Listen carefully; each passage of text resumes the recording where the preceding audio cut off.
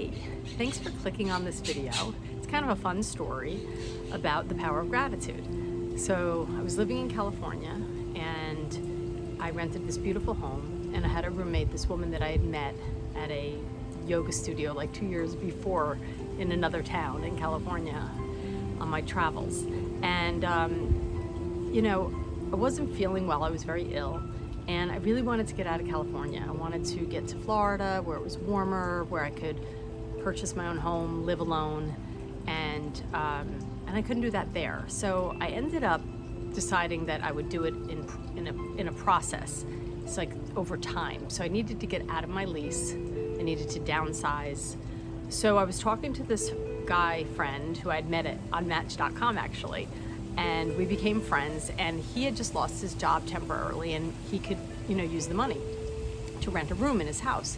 So I said, oh, that sounds perfect. And it was in Marin County, California. So I was like, yes, I love Marin.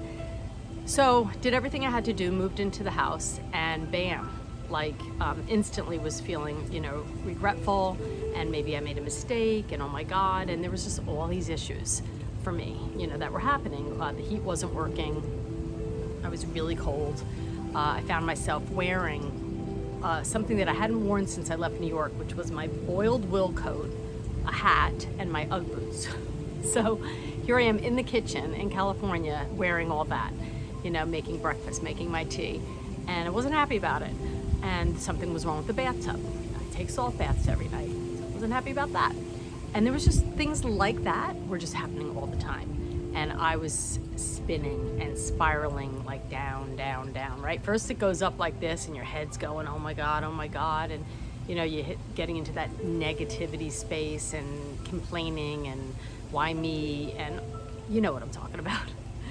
But I was spiraling down fast, and the momentum of it, I couldn't seem to get out of. And I was in conversation with an old friend or acquaintance from my 20s. So it was, a long time ago, and here we are now in our 50s, reconnected on Facebook, and we were just having conversation often enough.